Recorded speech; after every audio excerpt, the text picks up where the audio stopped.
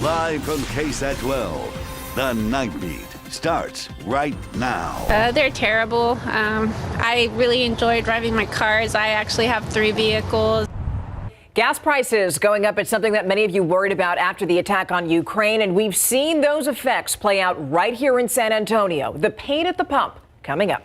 We're also taking a look at cybersecurity as Russia invades the Ukraine. UTSA playing a role in helping keep cybersecurity protected. That story coming up in our team coverage. But first.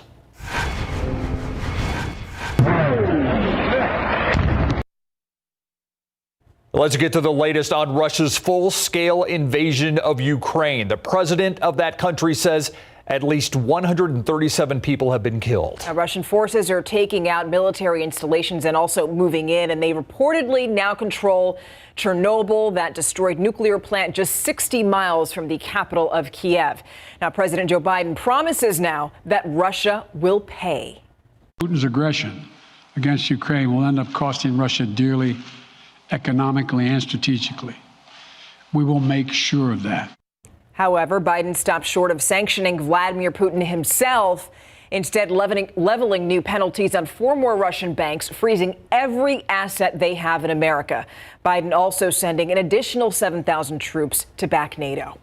Meanwhile, Ukraine already experiencing several cyber attacks. But just because malware was launched thousands of miles away doesn't necessarily limit the threat. We could have a ripple effect. In fact, U.S. leaders see that as a potential threat, and that's why some at UT San Antonio are helping to protect U.S. cybersecurity. The Night Team's Patty Santos has the story. This is going to be a proliferated engagement. It's going to happen the next few days. I think what I'm more concerned about is what happens over the next several weeks. Retired U.S. Air Force Brigadier General Guy Walsh is viewing the Ukraine conflict through his experience with the Department of Defense and cybersecurity. Hundreds of computers in the Ukraine were infected before the attack, and now there are issues with cell networks and the internet. And that follows what I'll say a normal pattern of how cyber is used. The loss of the media out there intended to create that chaos within the public sector. With the threat of cyber attack at home, Walsh says the FBI and Department of Homeland Security are keeping an eye on what's coming across networks and the effects in Ukraine.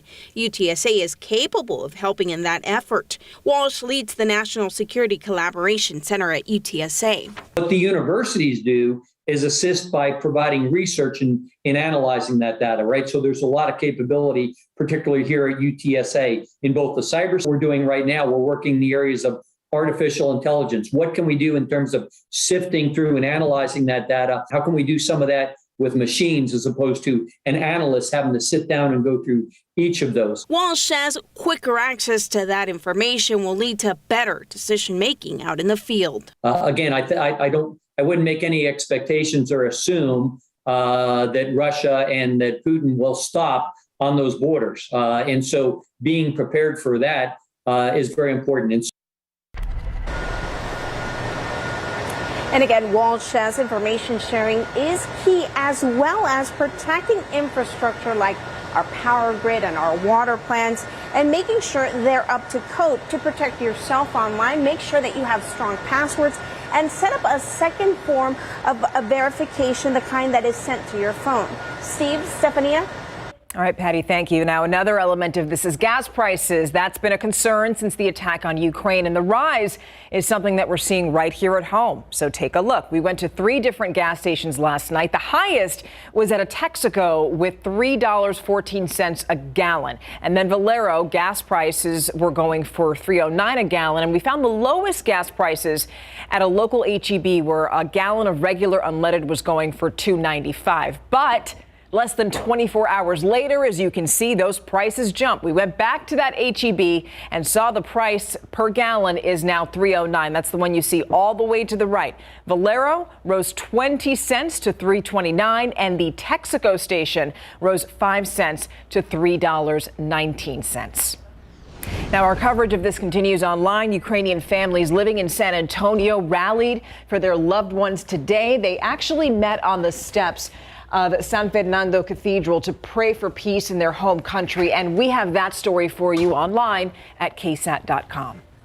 The cold temperatures continue in San Antonio. We made it above freezing earlier today, but not by much. Let's bring in meteorologist Adam Caskey. Adam, how much more of the clouds and cold are we going to have to take? A few more days, it looks like. Yeah, and earlier today, we started off at 30 degrees this morning. Then we only rose to 41 briefly this afternoon, well below the averages of 47 and 69. And it's going to be a few more days of this. Right now, we're at 31 degrees in Kerrville, 28 Rock Springs. Luckily, no precipitation out there, so we're dry. We're fine tonight. Just some clouds and cool temperatures remaining in place. Pleasanton at 40 degrees. And for the most part, we're going to get right down near freezing, even where it's above freezing right now. For example, Stinson 41, right near freezing by sunrise tomorrow morning. But we do the temperature all over again, the temperature spread.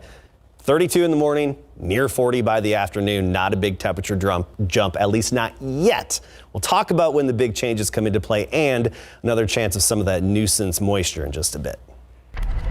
Thank you, Adam. New details following that massive fire in downtown. Not only did it destroy a building, those flames took a piece of history along with it. Investigators believe someone might have been trying to stay warm when that fire got out of hand overnight. Luckily, no one injured. The night team's John Paul Barajas explains the building was in the process of becoming a historic landmark. As water from firefighters' hoses flows to the drains, centuries of history is being washed away with it. Flames tore through the 503 Urban Loop complex overnight, destroying all 17,000 square feet. Well, it was a gut punch, you know. I mean, we had been fighting to make this building a landmark. According to Vincent Michael, the Conservation Society's executive director, the building's been around so long it served as a landmark in two parts of history. During the Wild West, where it was originally a brothel in 1883, being the last remaining reminder of the city's red light district, and said to have been used as a hideout by the notorious outlaws Butch Cassidy and the Sundance Kid. And then in the late 19th and early 20th century, it started its history with La Redito, a Mexican-American neighborhood. Over a century, it served as a daycare and orphanage for La Redito, first under the Carmelite Sisters from 1914, and then under Father Flanagan's Boys Town from 1990. Michaels adds the only reason it's not a historical landmark is because of confusion. And the city thought it was a landmark, but because of a clerical error 30 years ago, it wasn't. Michaels explained now the property's new owner is a company managed by the Bill Miller's chain who hopes to develop a skyrise there, which the Conservation Society would have had no problem with as long as the history was preserved. It makes you feel like you've got roots, like you really come from someplace, like that place, like you're part of a long story. And in San Antonio, that's well over a 300-year story. And Michaels tells us the Conservation Society and the new property owners here were in talks about how they could both get what they wanted. Unfortunately, because there is nothing left to preserve here, they hope the bare minimum is that they can get some type of plaque or memorial in place. That way history is not forgotten. As for the fire crews that are still here, they are on fire watch to make sure nothing here catches on fire overnight. In downtown, John Paul Barajas, KSAT 12 News.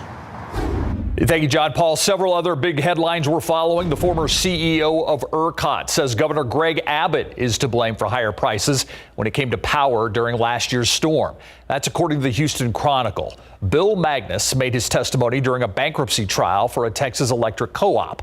Magnus told the court Governor Abbott told ERCOT to do whatever was necessary to prevent more rotating blackouts. ERCOT says that led them to keep prices at $9,000 per megawatt hour. That led to debt for many utility companies, including CPS Energy, who's alleged price gouging in several of its lawsuits. Bexar County's district attorney defying a directive that would impact the transgender community. Attorney General Ken Paxton described gender-affirming treatments for children as child abuse. That's his description. The governor also called for an investigation of care providers. District Attorney Joe Gonzalez says he will not irrationally and unjustifiably interfere with medical decisions made between children and their parents and their physicians. Now to the pandemic. Metro Health reporting 228 new cases, 8 new deaths. Over in our hospitals, 448 COVID patients remain in the hospital. 113 are in the ICU. 58 are on ventilators. And that's a look at your Nightbeat News Flash.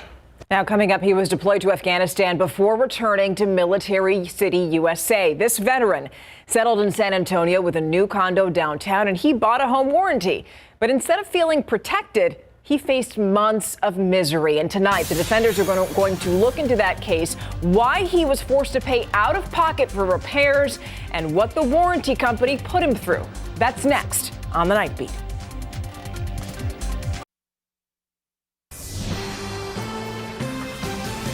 It's something you might get when you buy a home. A home warranty is supposed to protect you from expensive repairs.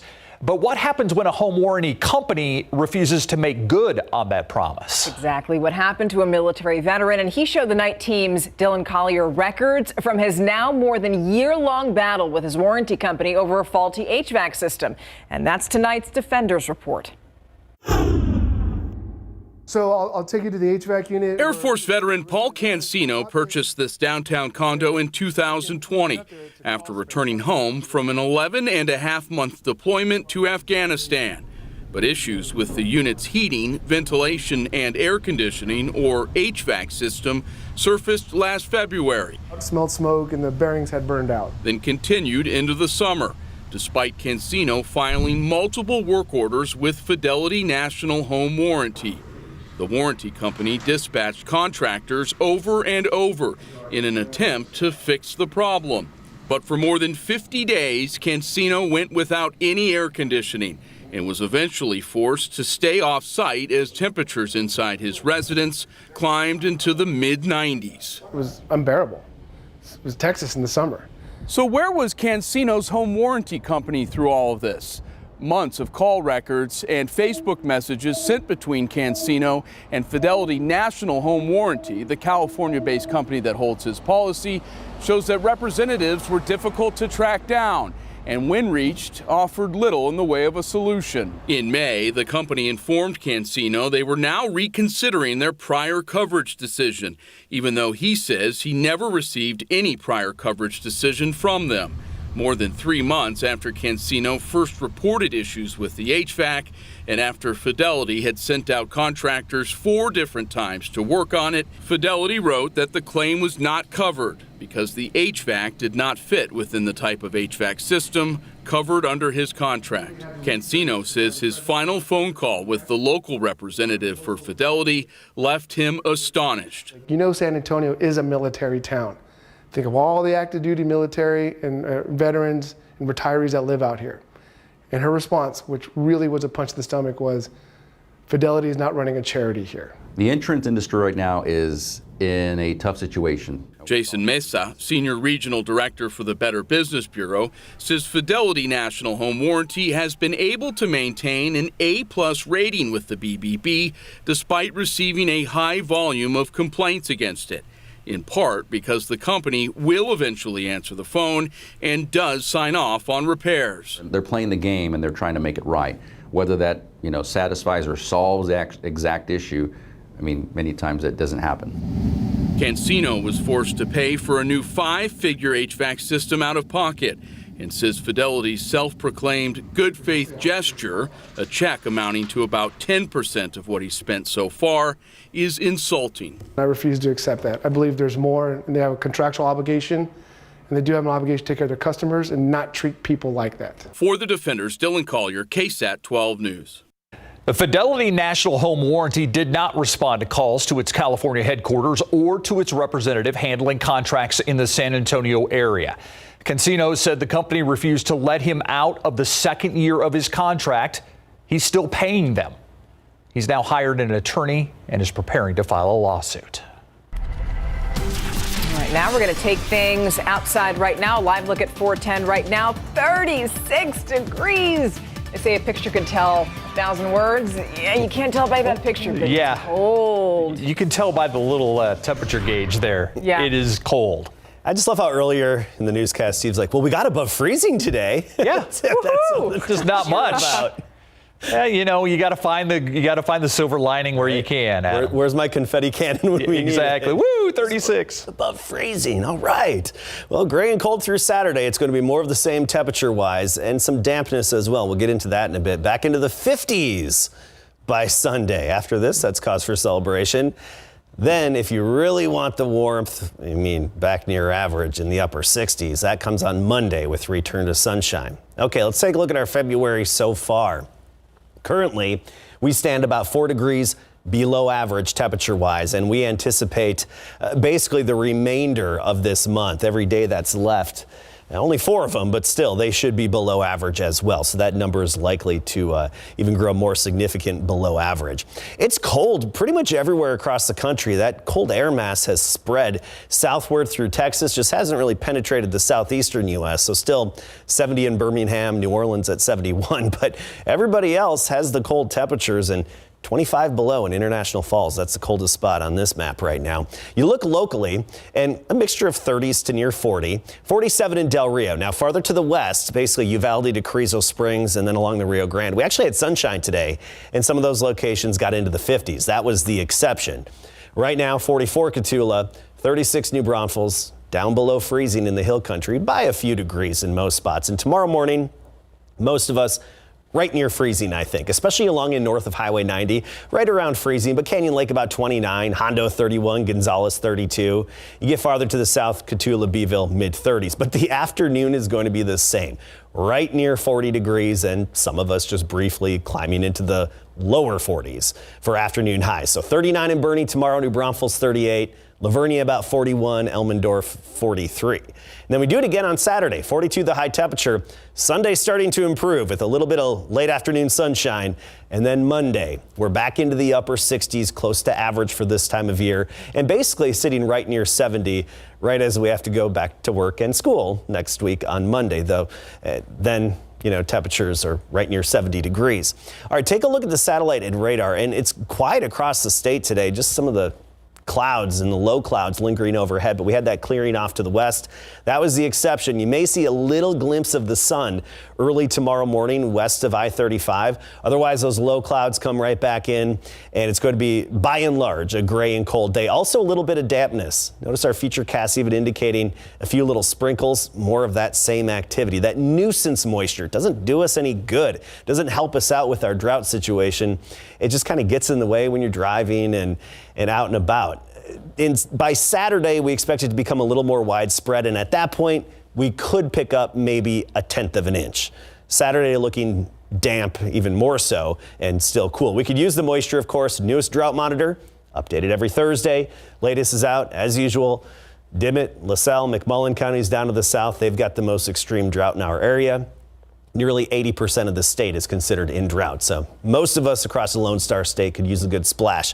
We're just going to have that nuisance sprinkle action for the second part of the day tomorrow. 32 in the morning, only 40 the high, off and on dampness on Saturday, but Saturday morning we have to watch for a little bit of icing on some exposed and elevated surfaces in the hill country. That is Saturday morning. Sunday, hey, some gradual clearing, 57, and then next week, closer to 70. Monday's your sun day. Exactly. All right, Greg. So Troy Aikman is in town. Spill that tea. All right. Well, he's in town to promote his 8 beer, but at the same time, it looks like he may be getting a giant pay raise in the very near future. When we come back, he's a fan favorite, as you can tell right here, as he makes his promotion through San Antonio for the next couple of days, in fact. And on the verge of making history, how are the Spurs handling Pop's big day coming up?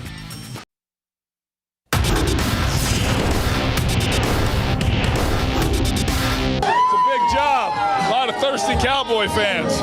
And a lot of Troy Aikman fans as well. Look who's in the Alamo City today to promote his new beer 8 on the brink of jumping to the Monday Night Football booth for millions of dollars in big board sports. Pro football coverage powered by Davis Law Firm. On the verge of jumping from Fox to the Monday Night Football broadcast booth, 3-time Super Bowl champion Troy Aikman in San Antonio today and tomorrow, by the way. And while he declined to comment on the possibility of switching networks, perhaps in just a matter of days, former Cowboys quarterback visited several establishments tonight to promote his new beer 8, including this stop at New Beer Depot.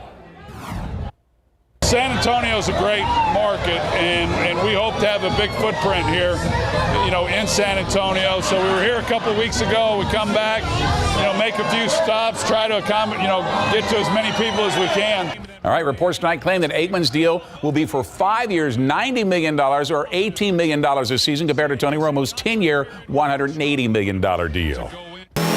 Our San Antonio Spurs have landed in our nation's capital to resume their rodeo road trip tomorrow against the Wizards, with just 3 games left away from home before returning to the AT&T Center. Of the 23 games left in the regular season, 12 of them will be at home. The remaining 11 will be on the road, including tomorrow night's rodeo road trip restart after the All-Star break. Right now, the Spurs are in 11th in the Western Conference, 2 games back of the injury-riddled Portland Trail Blazers for that 10th spot that would put the Spurs in the play-in tournament to try and make the NBA postseason and avoid a third straight season of failing to make the playoffs. So what are the Spurs aiming to do about it? Make a push. I mean, I feel like we're good enough to be in the playoffs, and that's our goal. Be in a playing game and be able to get into the playoffs and, make some noise. I think bringing in just recognition and, I mean, how many TV games have we had? Like, that's a big deal to us. Like, you know what I'm saying? So to be able to be in the playoffs, be able to be in playing games and be able to get that publicity and just have our names out there and for people to see, like, we're a talented group and we're competing every night. So playoff run for sure. All right, the Spurs will have to make that push for the playoffs, so dealing with the spotlight for the national media, since head coach Greg Popovich is now only 3 wins away from becoming the all-time winningest coach in NBA history, and all those wins with just 1 team.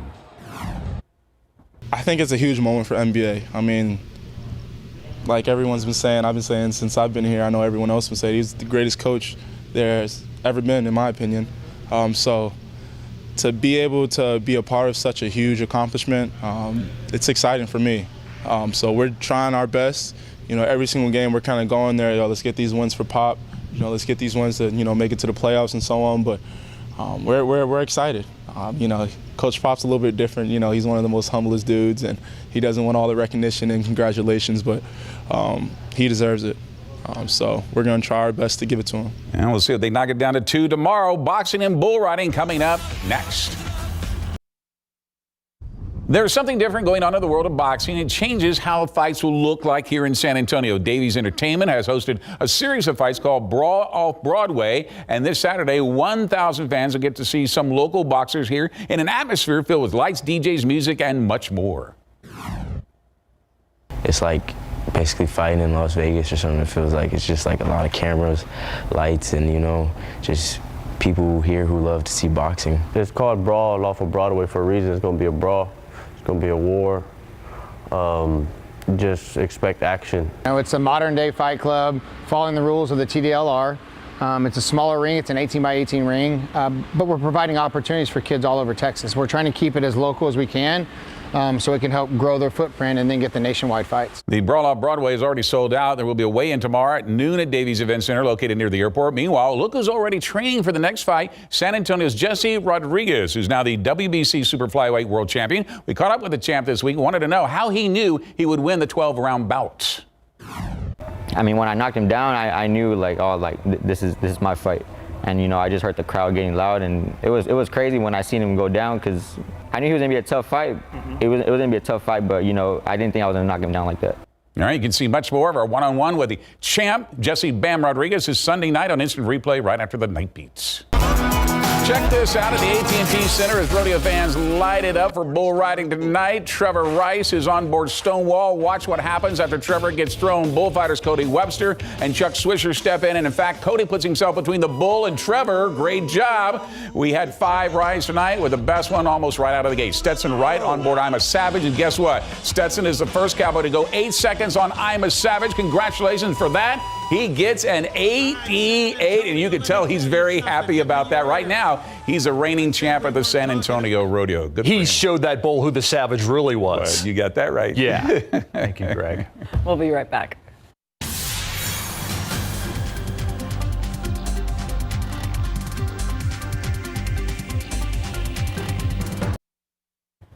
It's been a pleasure having you with us this evening. That does it for the Night Beat. Good Morning San Antonio comes your way at 4:30. Have a wonderful night.